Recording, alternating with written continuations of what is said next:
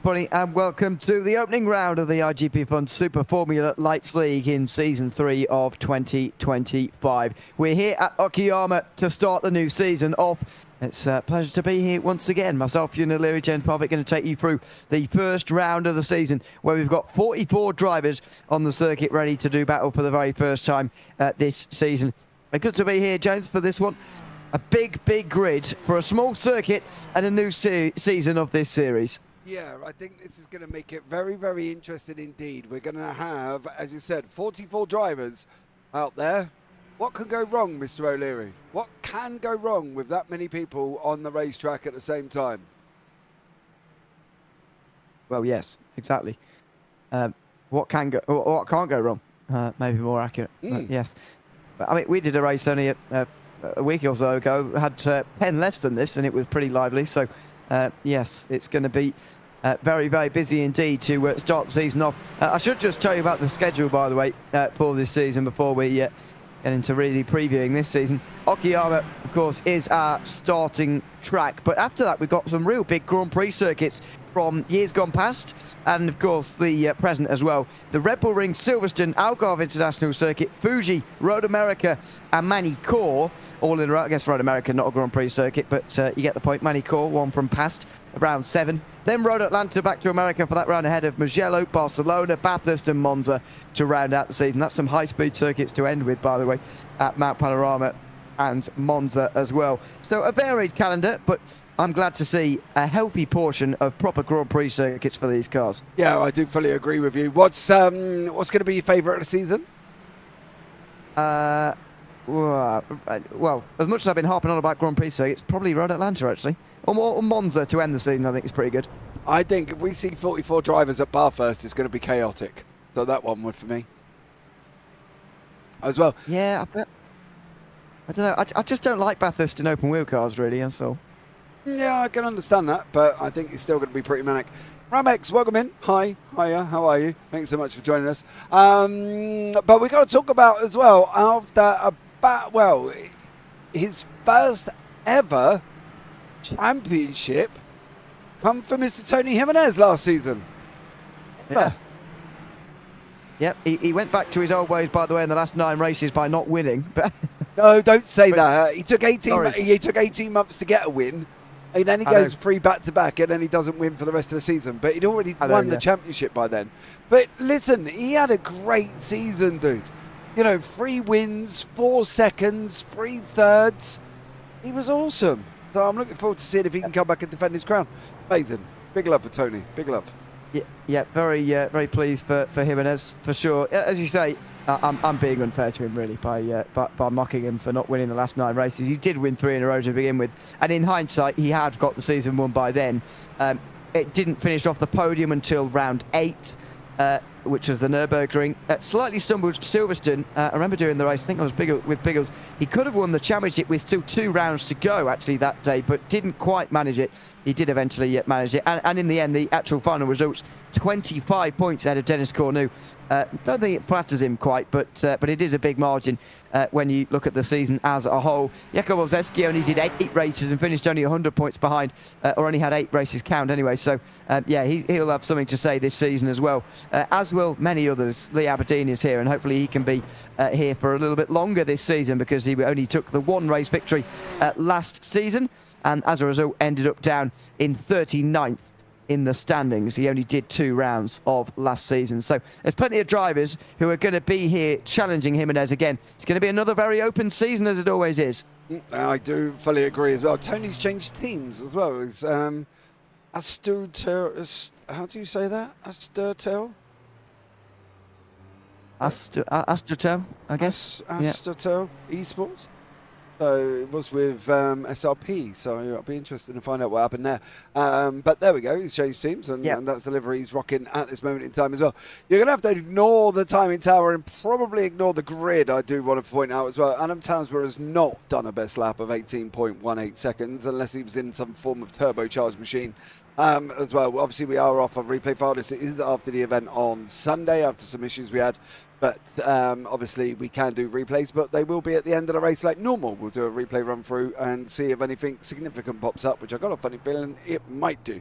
One of the things we haven't talked about as well, the magenta zone, Mr. O'Leary. How the magenta zone this season for Okayama is right the way down past the hairpin. So outward curve, the left-hand side of your track map, that nose part, that's where the purple zone is. So there's no active overtaking until then. And then they got the run up into the hairpin, which is going to be absolutely bonkers, I'm sure. Yep, I think...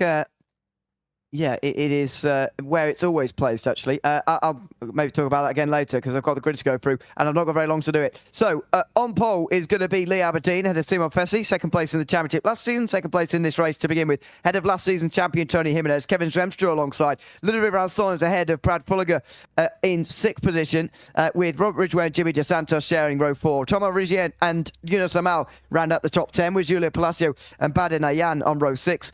Andy Flint and Dennis Cornu are next up, ahead of Mehmet Tashi and Angus NM. Then it's Luca Verani, league organiser, and Clark Williams, Chris Patel and Albert Harari round out the top 20. Stefan Dodderer and Elliot Flugi round out the first 11 rows, ahead of Koji Ito and Lewis Archer. Loris Baylor and Abesi Mohamed Yassin round out the 13th row, ahead of Scott Taylor and Nathan Rosso. Kenzie Newhoff all the way down in 29th, surprisingly for him, ahead of Leonard Sherry. Then it's Pasquale Pavriera ahead of Paul Gistelli. Justin Fields and Ben Goyette are on row 17. And Adam Tausber down in 35th. He didn't do an 18-second lap time, as it turned out. Mike Ulk alongside him. Stu Milne and Giovanni Solito are on row 20. What is that? Don't know. Then Matthew Gracie and Alex Hopkins rounding out the top 40. Harry Saston, Joyan Arroyo, Chris Vales, Alex Larn round out the 44 cars. Just about got there through in time. And it is Lee Aberdeen indeed on pole position. Ready for this big run down towards turn 1 to start the season. Yeah, absolutely. I think it's something we're going to have to look forward to as well there. Poor old Mr. O'Leary. He had to go for all of them cars and he lost count of what row he was on by the end of it as well. No. Bless him. So, yeah, this one's going to be very interesting indeed as well. See, look for the smoke. Just waiting for Robert Ridgway, Eunice Amal on the racetrack as well. And then look for the smoke because we will be green. See, the gridding process just about to complete. All 44 drivers are ready to go for the new season in the iGPFun Super Formula Lights League here from Okayama. The lights go out and we're racing for the first time in Season 3 2025. And Lee Aberdeen, contact! Someone's in the wall already, down the way towards turn number 1. Hopefully that hasn't caused carnage through the field, but I'm absolutely sure I saw somebody in the wall there, down on the way towards turn number 1. It doesn't seem that many have had problems in the background. They get single file, and once you're single file, as you said at the start, no active overtaking until you get out of this corner here. Turn 4, outward curve, now onto the back straight. The overtakes can commence. Yeah, this is it. Lee Aberdeen got out in front. Simon Fessy in behind. Tony Jimenez there as well. Fessy pulls out on the right-hand side, coming down into the hairpin. He's looking, like scooting around the right-hand side. He leaves Aberdeen room. The good job for Fessy. He's going to have the inside for the next left-hander, a revolver. Aberdeen get a big old slide there in front of Jimenez. He managed to hold the car, but at the moment, Simon Fessy out in front. Aberdeen, Jimenez, and then behind that is Ludovic Rancon. Yeah, then it's Kevin Dremsters to round out the top 5. Oh, look at that from Ranson down the inside of Jimenez and not quite making the move. That's going to stack everybody up, by the way. Fulliger's going to have to have Rigien down his inside here. Oh, and he spins. Rigien spins and there's contact in the background. Ridgway's involved. Oh, it's caught up in the air and all sorts. It's the hairpins again. The final sector, turn 9. And there's contact. Robert Ridgway is having a miserable start to this season. Yeah, he is. We'll have a look back at that drama a little bit later on. Of course, at the end of the broadcast, we'll pick up on what went on and see if we can find out there what goes on. I've just marked it up. Tony Jimenez, Rancon is in 3rd and 4th. Kevin Zwemstra tucked in right behind at the same time here. He's trying to make his way forward, but he's got nowhere to go at the moment. You can see on the rants on there, just going to the inside. He's got Jimenez on the run. Jimenez will pick up some speed, but is it going to be enough? No. Zwemstra tucks in at this moment in time. There's Jimenez. He's going to send it free wide. We are free wide here as well, going into the hairpin. How's this one going to work out, Mr. O'Leary? Well, who's going to come out the other side in one piece? It looks like It's going to be Ranson with the place ahead of Zwemstra, then Jimenez, who's going to be in 5th. They've sorted it out quite nicely in the end, actually, even though it looked pretty dangerous at one stage. They've sorted it out well. Simon Fessy leads, though, second over Lee Aberdeen. And then you've got a second back to these guys who've got quite some space over Jimmy Dos Santos, who's in 6th position, a little bit further behind. Thankfully, we have still got a good grouping towards the front. Only 3 stoppers after lap 1. Thomas Ridgway, Robert Ridgway rather, Brad Fulliger, the 3 drivers who we saw in that incident in the final sector. Yeah, I think they were the 3 that got caught up on the nose of Andy Flint now as well. He's chasing down Julio Palacio, coming down into turn 1. Car on the right hand side coming out of pit lane, does the right thing, holds off and stays there and waits, which is always going to be good. But Flint putting Palacio under pressure. Luca Varani tucked in behind as well in that normal 222 machine. He's chasing it down. Agus NM with Stefan Dodoro alongside him currently at the moment as well. Dodoro on the right hand side in the traditional gold, what's that, yellow, gold and black, is it the Buzzing Hornets machine there as well? And this group of Loris Bella, Dodoro, all having a little battle. Clark Williams, Elia Flugie, they're all going to be running side by side down into the hairpin. And look at this, Varani's trying to give the slipstream here to Clark Williams, who's trying to make it 3 wide. He wants those 3 to battle away, and he gets his wish as well, although Williams can't get anywhere down the inside into the hairpin that time around. Baylor will get ahead of Flugie by the looks of it, just about, and Baylor not quite able to get past Dodderer, who shuts him out. Varani's going to be able to get away. That's exactly what he was hoping for. It was very clever how he was giving slipstream down that straight there to people to try and get them to battle. It certainly worked. Dodderer under pressure, corner after corner after corner from Baylor. Flugie trying to get through as well here. Yeah, they're having a right little battle. This is 15th, 16th, 17th, 18th, 19th, 20th, right the way down to 23rd. Leonard Cherry bringing up the rear here as well. He's got Kenzie Neuhoff in front of him. It's great to see Neuhoff back on the grid as well. There's a lot of drama gone on at the back. Stuart Milne, Milne gone off. You are right there. Milne has gone off. Townsman's now going to be running alongside Justin Fields, I believe. No, it's not. It's Stuart Milne there. I think it's actually, no, it's not. It's Paul Distelli who went off. Yeah. So I did make a mistake. Milne went off, but only for a bit. It just went wide into the gravel. Distelli went properly off into the final corner, as you saw in the background there. This is further up front where it's a little bit calmer, and Kevin Dwemstra is back again. He's 4th place, and good to see him back as well, just ahead of Tony Jimenez.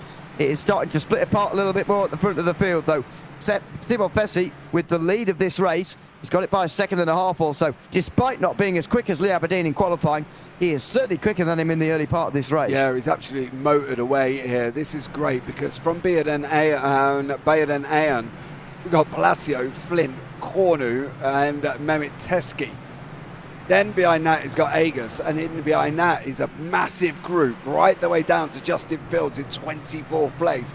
Leonard Cherry, Neuhoff, Yassini, Koji Ito, Scott Taylor, Albert Harari, Clark Williams, Elia Flugie, all in this mix. Look at this, line after line after line.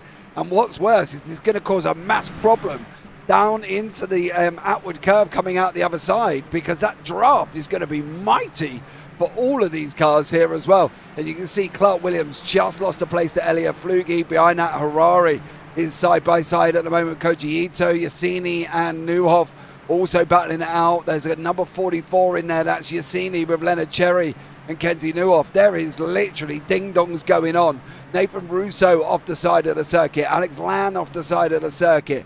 Brad Fulliger off the side of the circuit, straight back to pit lane. So whatever Brad did, it was terminal. Well, he's already been in the pit lane, don't forget. Fulliger here today after that incident through turn 9 towards the end of the lap. Unfortunate that the day has ended now as Leonard Cherry continues side by side with Mohamed and indeed is behind. Neuhoff trying to get involved. Can't quite manage it. Kenzie Neuhoff looking down the inside there. Fields is just looking as well, having a look down the inside. Actually does get down the inside only briefly on Neuhoff. So yeah, it's all happening here between these 4 at the moment.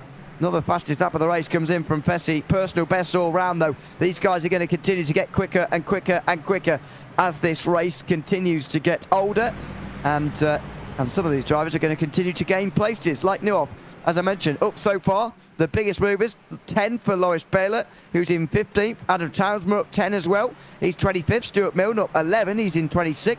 And Harry Saston, who's up 10 into 31st. That's just nuts, isn't it? He's in 31st place and he's gained 10 places. Yeah. That's just absolutely bonkers. So fair play to him as well. The gap out front had come down. They were all below a second behind Aberdeen. They still are at the moment. So Jimenez, Webster, Rancon and Aberdeen are still battling it out. But then Ayan still got Palacio, Flint and Danny Cornu and Taski in behind. And then Agus has got Varani, Dodderer, Williams, Bela all in there with Elliot Flugie, and Scotty Taylor's got Harari, Ito, Yassini, who's got Cherry and Nuhoff. So they're not really falling apart here. They're keeping very close together at the moment. Yeah, they certainly are. And this is interesting here. This is a good watch at the moment. This opening round of the season here from Okayama, another fastest lap of the race from Pesci, although Aberdeen finally responds now. Further back, this is where the battling is really, around where the top 10 is, just about. Ayan, Palacio, Flint, Cornu, Tashi, all involved in this. Only 4 places available in the top 10, and there are 5 drivers squabbling over it at the moment as they all just clip the grass on the way towards turn number 2. Just settling in here a little bit now, this race, and the difficulty in overtaking might well start to rear its head. But let's just see here, coming down in towards the hairpin, how easy or difficult it's going to be, how powerful the slipstream is down this long back straight. Yeah, Cornu's about 3.7 back at the moment. It's coming down 3.6, not coming down rapidly, but that's because Andy Flint is getting it from Palacio. Palacio's getting it from Ayan, and into the hairpin they go, and none of them change position. Luca Varani! Varani! Oh, he's tipped him over! Oh my God! I think Luca Varani might have sent that in a little bit too hot. Well, he doesn't really seem to have very much damage. Now he's pulling off the side of the circuit. Oh, Nuhoff and Sherry are still side by side, by the way. That's what we're on board with at the moment. Varani's just trying to stay out of everybody's way. He is going to come to pit lane by the looks of things, but it doesn't look too bad. Side by side still. Jerry on the inside line into 21st, and Nuhoff is not going to let him have it just yet. Kenzie Nuhoff is going to, I think, end the day biggest mover forward, because he's got some serious speed. Even though he didn't show it in qualifying, he's continuing to hound Leonard Cherry for 21st, although Cherry himself as well is also going to be one of those who moves forward quite a lot as well. Yeah, there is. It's some big old gainers doing this at the moment, so this could be even more interesting as these guys get on here. Dodderer's got Williams, Flugie, Bela, Taylor, Harari and Koji Ito. Angus has got Cherry and Nuhoff in behind with Fields, Milne and Townsmer. So the battles are still happening. Jimmy DeSantos is in that middle ground at the moment. He's the only one with a little bit of space, to be honest, because Baird Ayan is in behind Palacio, Flint and Denny Cornu. So lots going on there as well. Lucas, that's not so right. No, it was a full send, Eunice. Full send. This is, as you say, that battle for 7th place again here in this group. Ayan is doing a good job to keep these guys at bay just for the moment. And as I say, it's just becoming a little bit easier to keep them at bay with the race settling down a little bit here. Now down in towards the final couple of corners. So this flat out, that penultimate turn, and then the final corner, which is important to get yourself onto the front straight. They're all keeping each other at a bit of a distance, and that's why Sam Pesci has done such a good job at the front of the field to actually break this slipstream and break this group apart immediately here, right from the very beginning, to get away. It's been a very impressive job indeed. Yeah, absolutely there. I think it's been great from Simon Pesci. He's escaped up the road. Alex Land has had more problems and has gone into pit lane. Lee Aberdeen has been off track, but he weren't off track very long. In fact, he came straight back on and managed to hold that position, so he has been off there as well. There's still action all the way down with Thomas Region and Dorian Aruro. Chris Vale still having his own little battle as well. Region and I believe that's Lewis Archer alongside each other, and Region goes through on Archer. So action all the way still down the field, and then Dorian Aruro has got Chris Vales tucked in right behind him as well. So it's not dying the further you get down the grid either, because you've still got Robert Ridgway is chasing down Chris Patel, so that's action all the way down. Believe it or not, this is the battle for 39th and 40th, so they're having a right little ding dong. But at the moment, the main situational battle is coming from Andy Flint Palacio, Bayon and Ayan as well. And I think at the moment, good old Jimmy DeSantos has got 2.6 seconds in front, 1.9 behind. He's the only driver driving around not in a pack at the moment. It's effectively the battle for last place, by the way, further down, which what you were watching a little bit earlier on. But yeah, DeSantos pretty much the only one on his own. There are some big groups around him at the moment, though, as these battles continue on. Even if there is a bit less overtaking, especially at the front of the field now than there was, there is still a lot of racing to be had in these cars at the moment. Down the hill they go. Look left and right from Flint at the moment on Palacio. Couldn't quite do it on the way towards Atwood Curve, but that's not a good line, unfortunately, out of turn 4. He needed something better than that to have a go down the inside in time for the hairpin into the slipstream. Flint on Palacio. He's just not close enough again here. This rather has been the story of the race so far. He has, and indeed nobody since this has settled in, has really been able to get late on the brakes and side by side quite as much. No, I think it's the run out of Atwood that's causing the problem. He can't quite get that corner right. Now, whether or not that's affected by the dirty air that's coming off Palacio's car or whatever the situation is there as well. Welcome in, Ed. Thanks very much for the compliment. But it's very difficult coming out of Atwood to get the run at the moment, I can tell you that much. I drove round here in F4s last week, Mr. O'Leary, and I won. So there we go, just to let you know. Which split was that? That doesn't matter. It doesn't Just matter. Oi, I'm recovering my I rating back to where it should be, okay? In 1 week, I got it from 374, because that's what happens when you let your 13-year-old have a go on your account. And I got it back up to 1100, so, you know, not too bad. That isn't too bad. You should be purposely getting it down, though, in time for your MX500 defence. Yeah, but that's my sports car. Is it sports car? What does that come under? I don't even know what that comes under. It don't come under open wheel, does it? No, I guess sports car in that case. Oh, well, that's all right. That's still rubbish. I haven't worked on that one yet. I forgot they're two separate these days, because I don't drive open wheel at all, as we know. Palacio, again, not quite close enough. Maybe Cornu is this time round. No, still not close enough. I am, though, feeling the pressure. Just a little bit of a lock-up. Maybe Palacio can use that a little bit now to apply some more pressure and eventually get side by side, because so far, yeah, he's not really been getting close either. No, he's not at the moment, but Ayan managing to hold on. Palacio just can't quite close him up. Tasky's in behind this group as well, and he's back now. Phew, says Ed. Yeah, he had a bit of a blink there, it did at Bayon Ayan, but he is back up and running. But Tasky's in there as well from the Turkish iRacing Formula team. Great there to see them repping on the racetrack at the moment. Clark Williams is having a bit of a ding-dong with Leonard and Angus and Yassini as well. They're close together. There's still battles further down as well, but it's coming all from here at the moment. Denny Cornu closing on the back of Flint. Flint's trying to stay with Palacio. The thing is as well, there's still quite a lot of laps left, right? There's still 24 laps to go here. So for the likes of Cornu, does he really want to fight with Flint? Because we are still quite early in the race. You know, does he need Flint to get on his bike a little bit to get up to the back of Palacio? It's a question whether he actually can at the moment. I'm not sure if he's really able to here.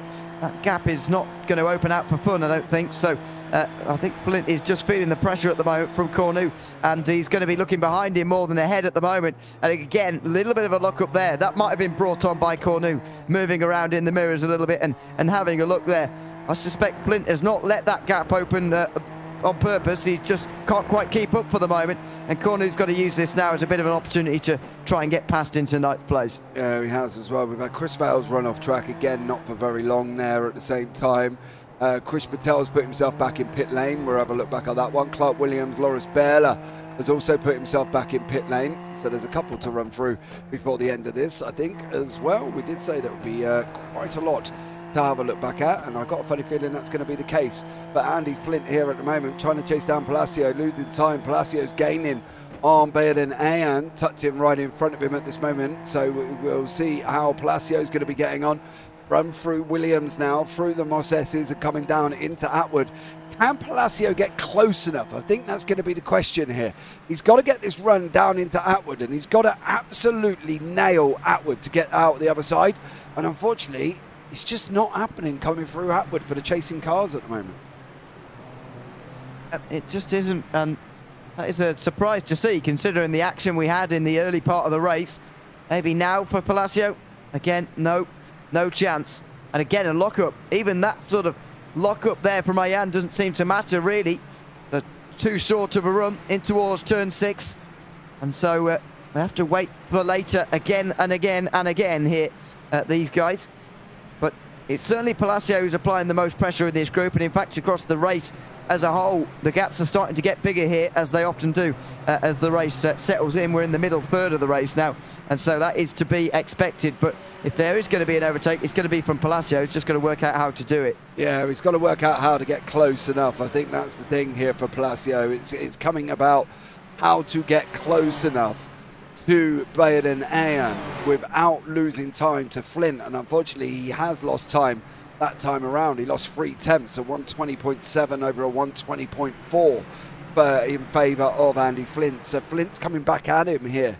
It is difficult, but they've just got to try and work out where to go, and it's got to be the run out of Atwood that they've got to nail. But at the moment, Ayan is just nailing Atwood every single time. You're going to have a look on the track map on the right hand side. You can see how spread out across this racetrack. The leaders are on their way round Piper, which is the infield, and there's not much of a gap down to 37th as Palacio just sends it on Ayan there, gets the job done. Ayan manages to hold on from Flint. That's what he had to do there, Palacio. He had to send it at one point, and he did. Flint needed to take a bit more of an advantage of that, by the way. You could see what he was doing by trying to get the run off the next corner as Ayan is blinking now, so that's not going to help. And he's certainly not going to be able to make an overtake now, is Andy Flint. But while Ayan was just pushed off course there, he had to get closer and try and get past him. Not been able to do that, and we might return to the same stalemate here in the next few laps, with Ayan defending 8th place rather than 7th. Yeah, it is, and then I think it's now down to Flint what's going on there. Kenzie Newhoff is having a little bit of a ding-dong with Lenny Cherry a bit further back. This is the battle for 19th and 20th. Newhoff up 9, Cherry up 11, Fields up 12, Milne up 15, Talmsmore up 12, and Harry Saston's up 15 places, but still in 26th, which is just absolutely nuts. The fact that he's gained all them positions and still only in 26th place. So fair play to him for gaining the position. Ayan's got very close. Well, he got close to Palacio in turn 4, but nowhere near by the end of that corner where it's required. And so Flint is going to be closest, but with Ayan getting slipstream and so on, it's going to be hard. He's not going to get through on this in this occasion. So yeah, no chance for Palacio. He should have that sealed now. Yeah, again, we'll see if Newhoff can make up some more places further back. He's another good candidate for maybe making some overtakes. Leonard Cherry actually makes a move on Clark Williams, or at least tries to, on the way towards the hairpin. And Clark Williams keeps the place. So Cherry was shown the outside and couldn't work all the way around. Yeah, Flugie's having a bit of a blink as well further up the grid. He's in and out, in and out.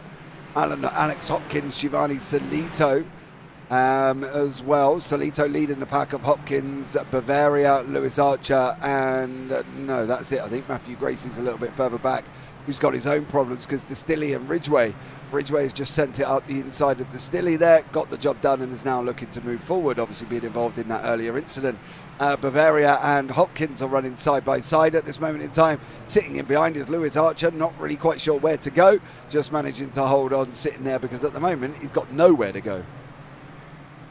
Bavaria will get that 28th place ahead of Hopkins. Archer round the outside will now try and utilise some of that space here on Alex Hopkins, who's a bit narrow into the final corner. Here comes Lewis Archer out the corner as well. Good run out of the turn, and it looks like it's going to be down the inside. He's got to get this done though through turn 1, because the next corner's left-hander, and so he can't afford to let the Hopkins car around the outside, and he doesn't. Archer goes in deep enough into the corner, and he takes that 29th place. So that was a well-executed move in the end. Tony Jimenez, in the meantime, has caught up to Zwemstra. These guys are still close together as well, as Ayan starts to lose some time in relation to Palacio. Yeah, Palacio's opening up about 8 tenths at the moment in this group. So Palacio, Ayan, Flint, Cornu, all battling with Tasky just off the back end. And I say just off the back end. Does look like Yassini's just unfortunately had an incident. Elliot Flugie has jumped to pit lane, but I do wonder whether or not that's the connection flag that's put in there, because he was having a blink around as well. But Kevin Zwemstra has got Tony Jimenez looming on him quite quickly, so we'll follow these for a little bit. Yeah, Jimenez has almost very suddenly got there, and that was a bit wide from Zwemstra as well. Is that going to allow Jimenez a chance? Not really. He didn't really get the run off the final corner, or the final corner before the straight. Anyway, through turn 4, and so he's surely not going to have a chance by the end of the straight to get past Drumster this time round. But, you know, he'll continue to apply the pressure. He'll keep going at it. And he's still got more than half the race to manage that move as well. Yeah, he has. And Jimenez has just got to try and find a way through here. I think that's going to be the problem as well. Catching is one thing. Passing, as we know, is another. And Okayama, not the most easiest circuit to go and try and have an overtake with in these cars. So, as we've seen within the group of Flint and Palacio and Ian and Cornu's been staring at the back of Andy Flint's Scudiera for quite a while here. So you can see how hard it is actually for him to get through. But Jimenez is going to try again. Is he going to be able to make it through? No, and he can't get through there as well. Leonard Cherry, oh blimey, side by side at the moment as well. Nuoff is still trying to work his way through these guys, and Cherry as well at the same time. Very congested as they all battle over 15th place. Now, can Nuoff maybe take some of that momentum away from Cherry to maybe try and get through here? Well, they're weaving all over the place. Mohammed trying to break the slipstream, Cherry following it, and Nuoff can't get round the outside through turn number 1, and so has to stay where he is. This is all very close, though, in this group. These are where the overtakes are likely to happen as Cherry and Nuoff continue to try and come through the field. Yeah, Nuoff, a past champion, of course, hasn't really been here much. Goes and sends it up the inside of Atwood. Surely he's going to get that done on the exit. Cherry's going to get a bit of a run. Who's Yassini going to give the draft to? He gives it to Cherry in behind him at the moment. Yassini there playing the smart game, pulls Cherry along with him, and that's where he wants him at the moment. He wants Cherry tucked in behind him because Nuoff has basically just put him under pressure, and it looks like he's just got through. Cherry comes back on the inside. Nuoff's trying to run around the outside there as well, spits up a load of gravel. Very difficult for Nuoff on that outside line. He's going to get a run here again on the outside, though, from Cherry. Again, he knows how difficult that is, Cherry, and so he forces him there outside again for another hairpin, and he can't make it happen. It's quite difficult to make any move happen around the outside at this circuit, to be honest. The only place really is turn 1 and 2 where you can actually properly run side by side like that. So often that the outside turns to the inside, but the corners are so sharp round here so often that you can just never really make it work. Nuoff stuck in 19th place, as you say, previous champion of the series, but not in the last year. It did prompt me, by the way, to look back at the last year's worth champions. By the way, we've had 4 different champions in the last 4 seasons over the course of 1 year. Pedro Suarez, Simon Frelick, Lee Aberdeen, and now Tony Jimenez as well. Nice. Just goes to show how open the championship is then, doesn't it, to be fair? And that's one of the good things here that these guys have got within this championship. There's so many people that can win, and Simon Fessi is kicking off his season with a great start here, taking the victory. I'm going to say taking the victory because unless he hits any major dramas, I don't think, Lee Aberdeen has quite got the pace there. Yeah, it's not looking brilliant at the moment as far as that's concerned. Oh dear, it's all kicked off back here again.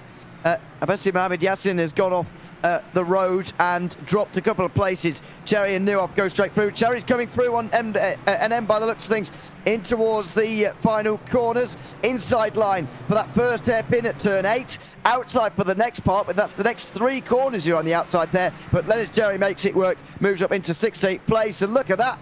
Jimenez very close in behind. Enem ends up down the pit lane, and it looked like to me Nuoff had Mohamed in the inside of him there, not quite. They get away with it out the final corner. Yeah, just about here. Yassini trying to go out the inside of Nuoff. I don't think that's going to work. I think Nuoff's going to shut the door, and I wouldn't be surprised if Cherry and Nuoff go and escape from Yassini now as well. No offence to him. Luca Varani all the way back down here after being in pit lane as well on lap 7. That's due to the fact he sent the car up in the air after full sending it into the hairpin. And now Varani and Ridgway are now having a nice little battle in front. There was Lewis Archer. He's got Bavaria there in front of him. And at the moment, there's still battles happening all the way through this race circuit. And it's great to sit and watch and see just this amount of cars absolutely going for it. If they get 44 cars at Belfast a little bit later on in the season, wow, it's going to go off big style.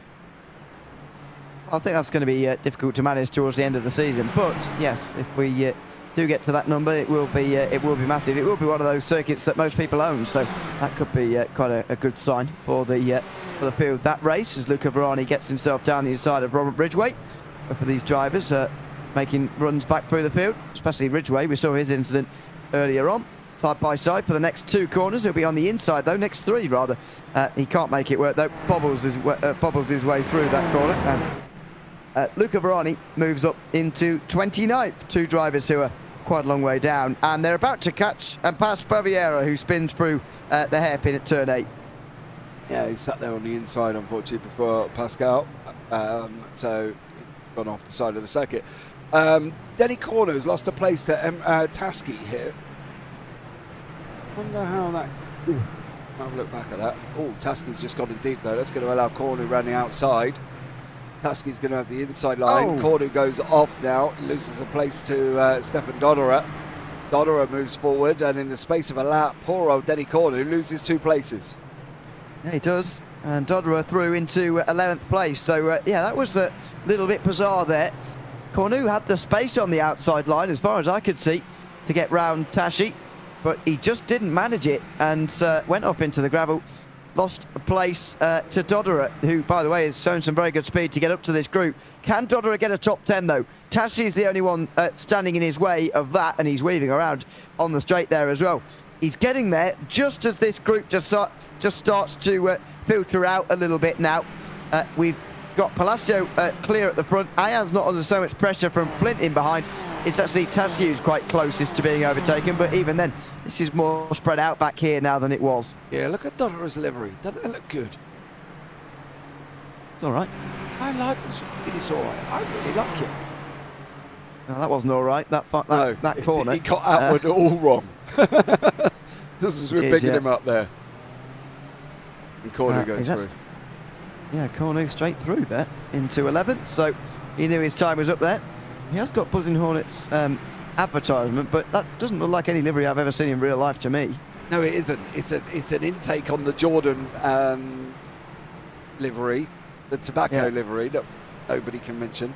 That's why he's got the Buzzing Hornets on it as well. So that's a take on it. You can talk about it, you just can't advertise tobacco anymore. All right, so we had the old Benny and Edges as well, if anybody knows that as well. The livery on there. Oh, he's got our logo on the side of the car and on the nose. Fair play. JPB logo on the $7 machine. Be good. Yeah. I might add. Be going quicker as a result. Absolutely. And I didn't pay him a single bean. It cost me nothing, actually, to be honest. Fair play, Stefan. No, free advertisement there. Yeah, I'll take it. Kenzie, although, to us, if anyway.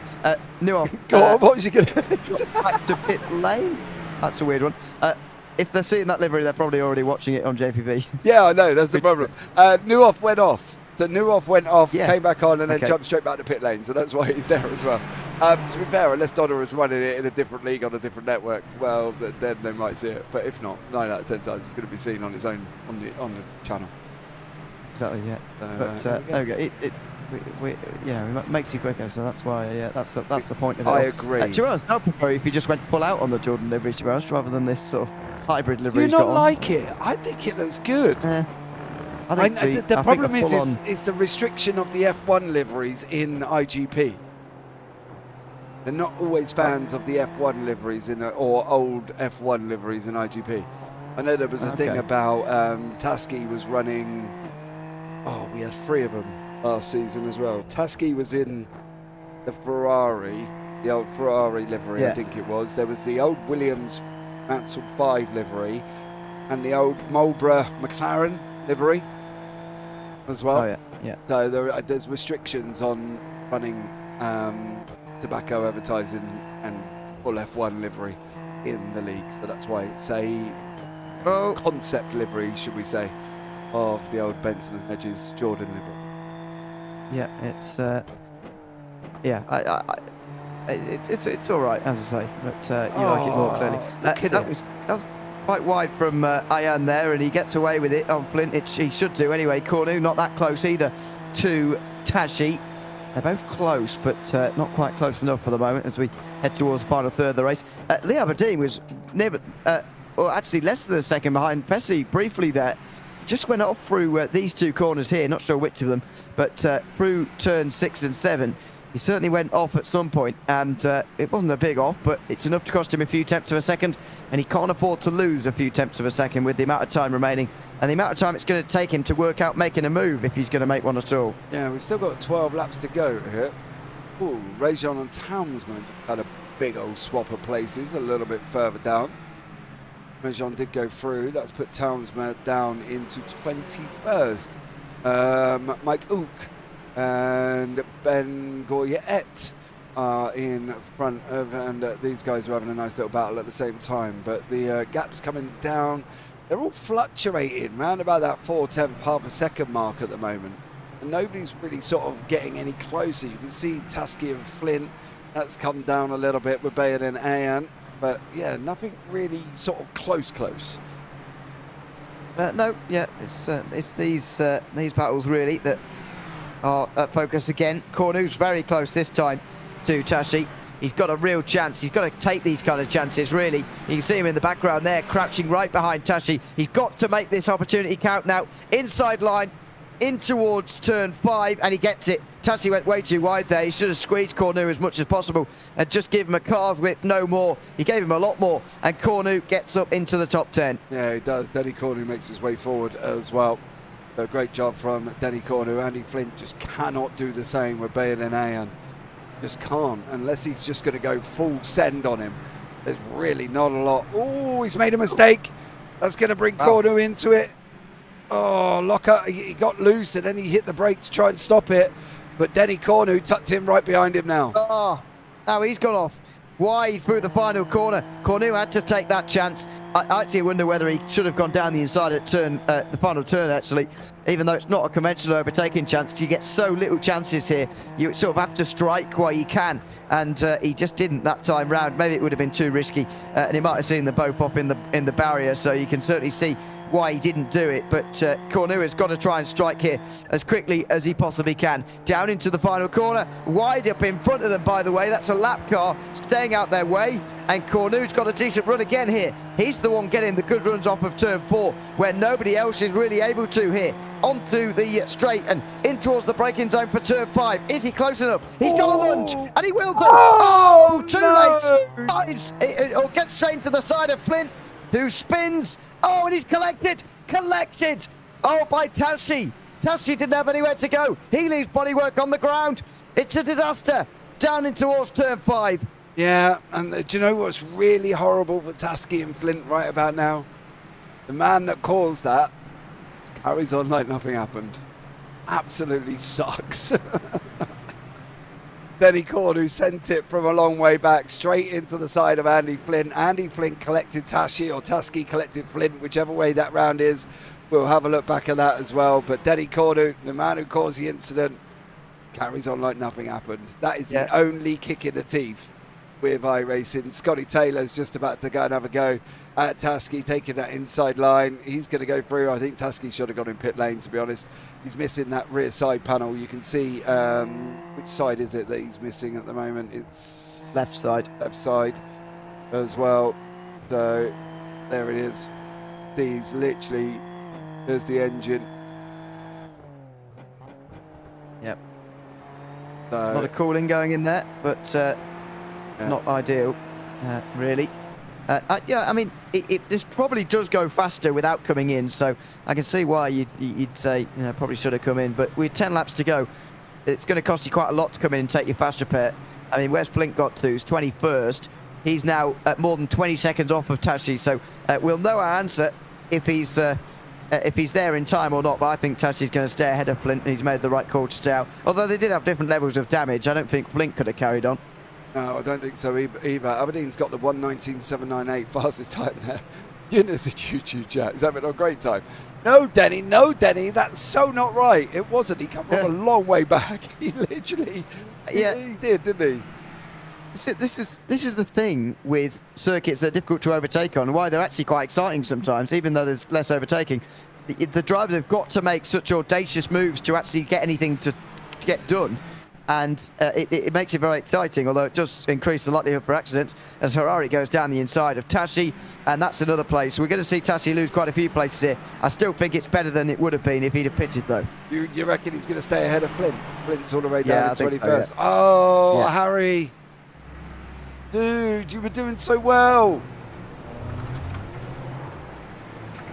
Oh, that's not good. Dude. That wasn't a good rejoin. No. He might have to come in now. Yeah, I No? think Maybe. yes. Oh, yeah, there we go. Yeah. I think the spin was harmless. I think the contact after was the one that broke him. Yeah, yeah. And I unfortunately think for so. him, It's quite hard to hit anything on your own down there at that corner, but yeah, you can be hit by somebody else. As we've just seen, that wasn't too smart. Thomas Rigien's done a very good job here today. 17th place now after an incident on lap 1 that effectively dropped him to about 40th. That is a very, very good recovery drive from him. yeah, done an absolutely stellar job, to be honest with you. He's still down 8, but effectively he went down 40 and gained all of these places back to 17th.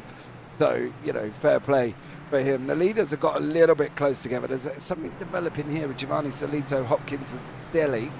They're trying to close up on each other. This is all the way down in 28th, 27th and 26th. And Giovanni Solito trying to make his way forward. Yep.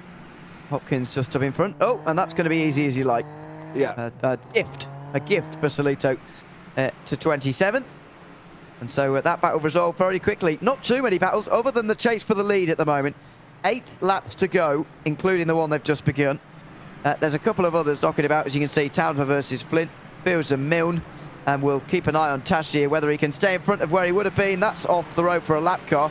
And Townsend will lose a bit of time. But yeah, we'll also keep an eye on the leaders, because Fessi's just coming under some pressure late on here. Yeah, as well. Eunice, were you in? You weren't in this race, were you? Yeah, he is. No, Eunice Ammo isn't. Yeah, he is. Oh no, he retired on lap 1. Oh, why? I don't know. Why? What happened? Eunice, why did you retire? I got nothing that you've had a crash or anything. I just see you enter the pit lane and then never coming back out again. He definitely qualified. Maybe he didn't start, but he definitely qualified. Ooh, what's that's going for sure. on here? Oh, they've split a lap car. Danny Cornu is about to clear an A on there. Who is that behind him? Matthew Gracie behind, who's still up 11 places. He's up in 28th. Up 11 places, has just been lapped, which is nuts. So I mean, the circuit is so short that drivers are actually getting lapped, I think, legitimately here. It's only 1 minute 20, even in these cars. So you'd only need to lose, well, what's it going to be? Oh, I can't do the maths on that. Maybe about 3 or 4 seconds a lap, to be fair, which makes it sound like a lot. But yeah, the leaders anyway are going to be lapping some people. That's not going to be good news for Fessi. He's just in behind, I think, Kenzie. No, that's not right. He's not in the race. Anyway, he's behind somebody. Solito. Yeah, Solito. There you go. And that's not helping him either. 6 laps to go as they cross the line now, and this is not helping. So hopefully Solito gets the way for both of them here, and he does. Aberdeen gets through. Another fastest lap of the race for him. Yeah, he's closed in quite a lot. 19.77 over a 120.1 for Lee Aberdeen. So he has definitely closed up on Simon Fessi. He gaps down to about 4.8. We'll keep an eye on this lead battle for just a minute to see if it does swap around here, because Lee Aberdeen is coming thick and fast at Simon Fessi. We'll see how he gets on. 0.4 of a second is not close enough on this circuit, not even for Dennis Cornu. You can't lunge from all the way back. So sorry. Ouch. A bit mean. He's made one wrong move, and I'm lynching him for it. I apologise. We're not even at the end of the race yet, and you're digging him already. I know, that's bad, really. I'm sorry. But anyway, yeah, he's just too far back for the moment. He needs to get closer than this. Again, more lap traffic just in front of them here. And this is going to persist as well. There could be a maximum of 4 for them to overtake in the next 5 laps. Yeah, absolutely. And I think this is something that Simon Fessi is going to have to get hold of. That's Paul Distilly, the next one. Do you know the interesting thing after that as well? They catch the next back marker. Who do you think it is? If I were to guess. Well, I kind of know, so it's not... oh, no, I don't know. Well, I could work it out. Luca Verani? It is. Yeah, it is. It is Verani. Okay. I wonder what happened to Verani. How did he end up going backwards again? Verani? I don't think he has he? Maybe he has. Yeah, he had the incident lap 1. Oh, not lap 1, lap 7, I think it was. Then he went in the pit lane, he come back out again. And he was battling away with Robert Ridgway. Where? Oh, Robert Ridgway's down in... Oh, in fact, okay, so maybe he hasn't. But these two are very close. Yeah. I don't think he has dropped down too much. He's not actually that far behind Rizien, for example, who's had a similar sort of displacement in this race, though Rizien's quite a long way ahead at this stage, 20 seconds or so. Yeah, I don't think he's dropped down again, but could be wrong. Still close to the lead. Aberdeen not quite close enough that time, though, and there is a little bit of free air just in front of them now. So will that help Fessy in terms of not having to overtake anybody at all, or will it help Aberdeen? That's wide. Fessy is feeling the pressure here from the Australian just in behind. Yeah, Lee Aberdeen giving him a great amount of pressure. Onto the front wing, through the right-hander we go. Through the next right-hander as well. Oh, open it up, good job. And away he goes for Lee Aberdeen. Chasing down Simon Fessy, 1.9, 1.8. Fessy almost jinxed the defence, but then doesn't actually defend. So if Aberdeen had gone for that, I would have been interested to see how that one had turned out, to be honest. And let's see, how does he go on with this here, Simon Fessy? Because it's a long way to go when you consider the amount of pressure he's being put under. And he's about to lose the lead here, surely. 0.2 of a second out of turn 4 is nowhere near enough. And he knows it. He moves it over to the right. He's got to defend. And he does. Lee Aberdeen on the outside line. He's going to have his nose in front before they hit the brakes here, but he's not going to be clear. And so Fessy can dive it in late. He has done. But will Aberdeen stay there? No. Fessy holds the inside, and maybe as long as he does that, he wins this race. But it's not going to be so simple. Into the gravel, just about, just briefly. Aberdeen continues to apply the pressure into the final sector. Yeah, Lee Aberdeen putting poor old Simon Fessy under pressure through the left-hander. A red man now coming into Hobbs. Very tricky corner. You've got to wait and wait. You can see the little wobble from Simon Fessy. That's brought Aberdeen into it here as well. Mike Knight now coming into last corner. They've got to bury it, open it up, let it run wide a little bit. Fessy spits up a little bit of gravel coming on Aberdeen down the start finish straight. Fessy in front, black, yellow, red roll bar. And in behind that is Lee Aberdeen in the white, black and red here. Chasing him down. They've only got a couple of more laps to go here. This is going to be a very interesting fight. In through the left-hander of Williams they go. Down through the S's here as well, Ewan. How is this one going to turn out? I don't know if Aberdeen, he's got to send it in a little bit harder to try and get that 0.2, I think. The sun's coming down on this race now, and sun's coming down in the air, by the way. It'll be in the eyes as well around some parts of this racetrack as Fessy and Aberdeen battle for this win. Side by side again. Aberdeen has got to find a way on the outside of this hairpin to get through, and it's going to be too difficult, surely. Again, he's got to be tighter than that. He's got to be tighter, squeezing him than that. That was too much space given there by Lee Aberdeen, and Simon Fessy able to hold on. Now then, those couple of laps of no traffic have ended. There is another lap car in front of them here. That should be the last one of the race. With only 2 to go at the end of this one. There should only be one more, and it doesn't at the moment seem to be a help or hindrance to either of them. Yeah, it's not as well. Simon Fessy, that's Harry Saston in front if they do end up catching him as well. Harry obviously is no slouch, but it's down to Aberdeen and Fessy for the final couple of laps here. Coming over the line, starting lap 35. You can see at the moment in time, when we get out from behind the stadium, there is Lee Aberdeen right in. Harry Saston's just been pulled in at an absolute rate of knots. This could be decided by that back marker. The question is what's Harry going to do? He can see them coming. Does he try and get that car down through the Atwood and out the other side so we can get over on the straight? Because that's what it looks like he's trying to do here as well. Harry Saston, you've got a decision, son. Now are you going to lift and wait? Because effectively you're not really in the race, but you can see Fessy using Saston as much as possible, even though Saston's doing what he should do. Yeah, and he used a bit of slipstream there just to help him, and it might have just helped him all the way down the straight into the hairpin. He defends anyway, though. Fessy defends anyway. Aberdeen waits for the final lap. He's going to go hell for leather on that last lap, and I just wonder how he's going to do it, because so far he's shown on 2 or 3 occasions the outside line at turn 5 is just not going to do it for him. But The inside might. So how is he going to get there? How is he going to work his way to the inside? I reckon we could see, if I was to make a prediction, a fake to one side and then a jump to the other and a dive down the inside from Lee Aberdeen down in towards turn 5 on the last lap. No, completely agree. Completely agree. That has got to be his only other option, unless he can get a good run out through turn 1, and he might be able to get him on the way down into Williams. But you can see Aberdeen's not even trying. Back markers in the background. There's Kevin Zwemstra, Ludovic Rancon as well. They're literally side by side at one point going into 1. Dos Santos has just lost a place to Cornu, but it's all about this lead, and Aberdeen has not started this final lap in a good shape. No, he hasn't. He needs to be a lot closer than that. 0.3 of a second maximum distance away. And Fessy, not great line, but it's okay. That might be enough. 4.5 tenths of a second.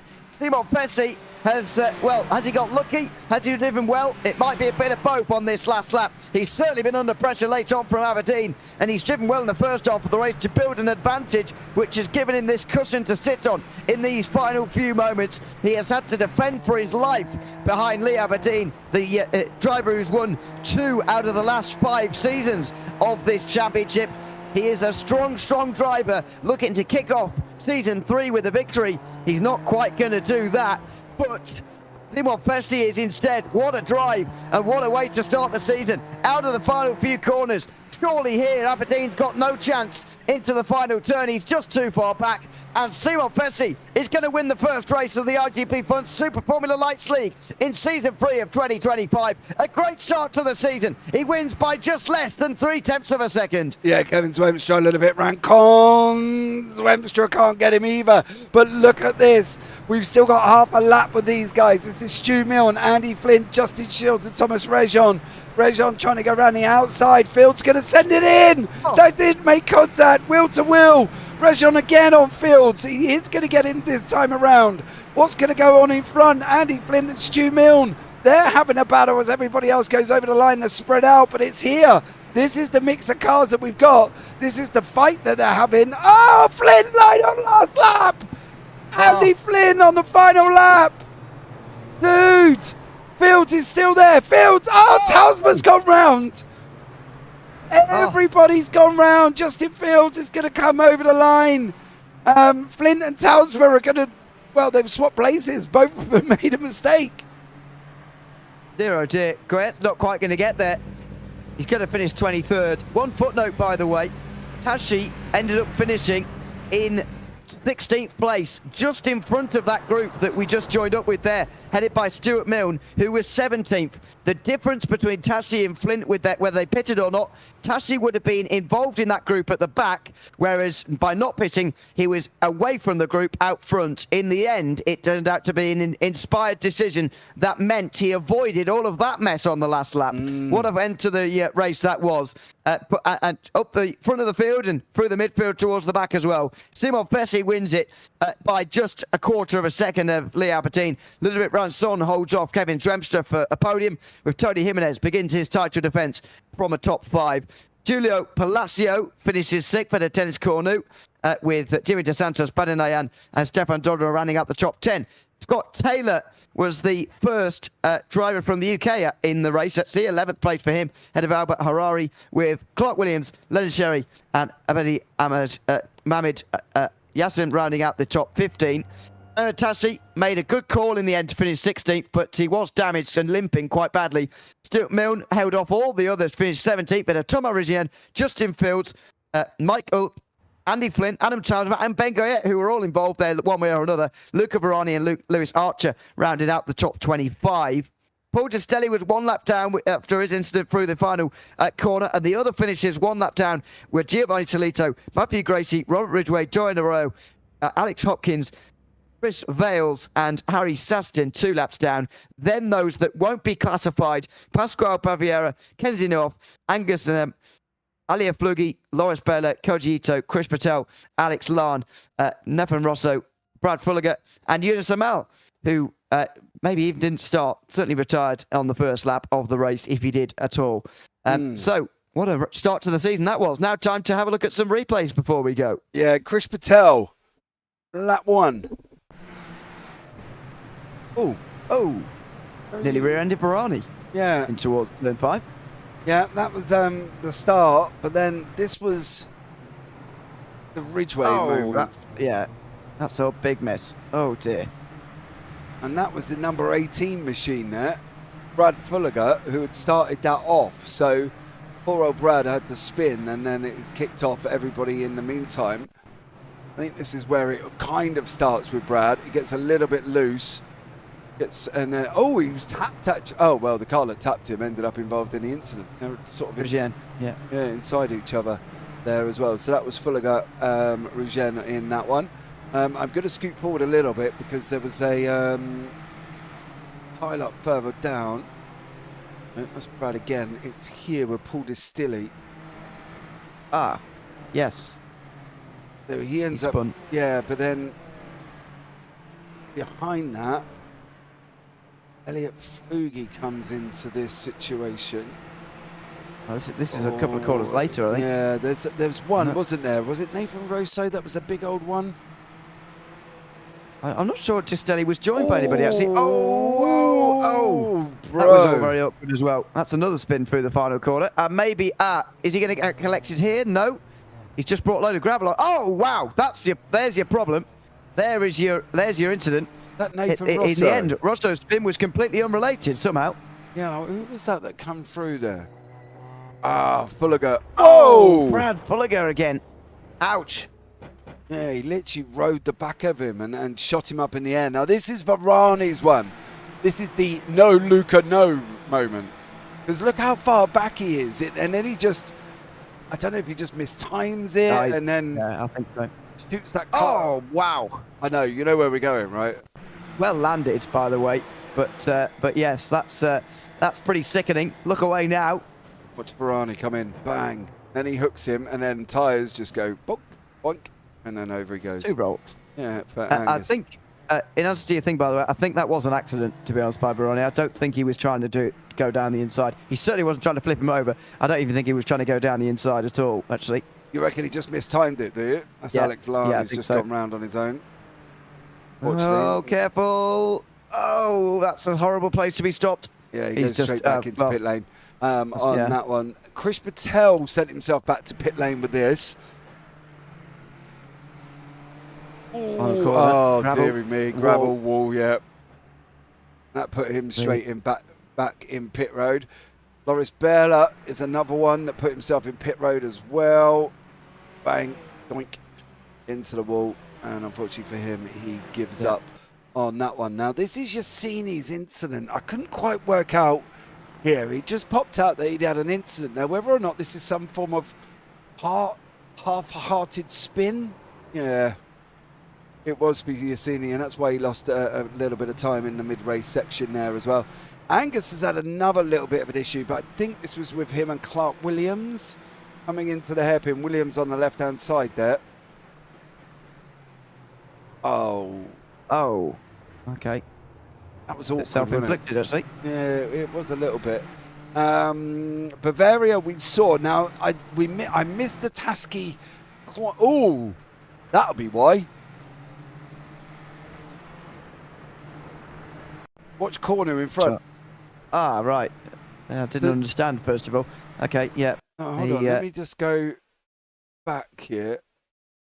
I know this is not an ideal way of doing this, but there we go. With needs must. Where is Denny Cornu? He hits the back. I think that's Flint. Oh, yeah, I think that's Flint, yeah. Because that's where Tasky went through there. Bavaria we saw on the inside of the curve, didn't we? We classified that he'd had just a horrible, awkward solo moment for Bavaria.